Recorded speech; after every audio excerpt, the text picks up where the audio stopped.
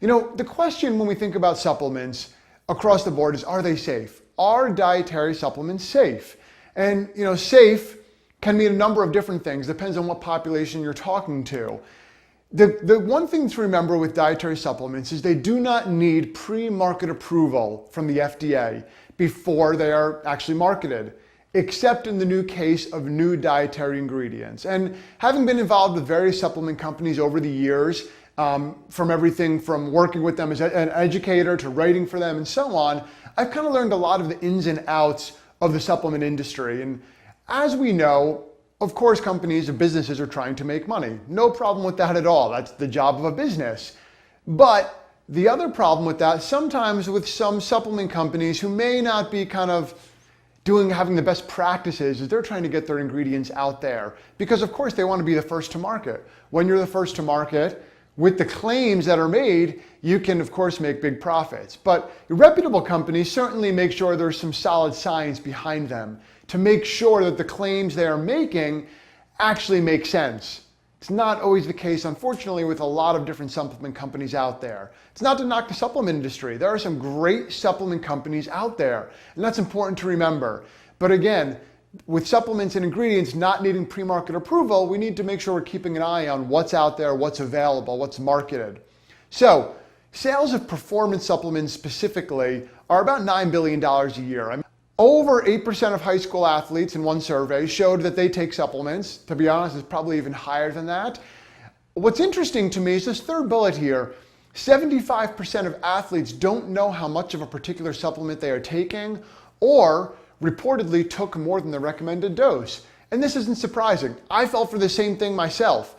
If some is good, you think, of course, more is better. If this 1 teaspoon is good of something, then 2 teaspoons or 3 is even better than that. And that, unfortunately, could take you down a path, potentially could be harmful. And then the other piece to this puzzle, when we look at this survey, is the primary source of information was coaches and teammates. Not to say coaches and teammates don't know anything. Some coaches are really highly educated. Hopefully they're watching information like this and getting some true information out there.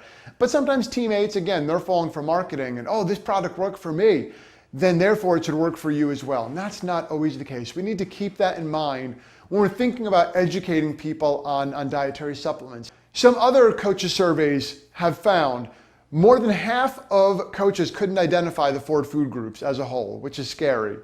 62% of coaches instructed athletes to take supplements they reportedly read about in popular magazines. Again, magazines are often funded by the supplement industry because they have to pay for their marketing, right? So we need to be cautious about what we're reading. And then 88% of coaches reported to use magazine as their number one resource. So where are we truly getting our information? This image is actually from a colleague of mine from a Major League Baseball locker room. And he sent this to me.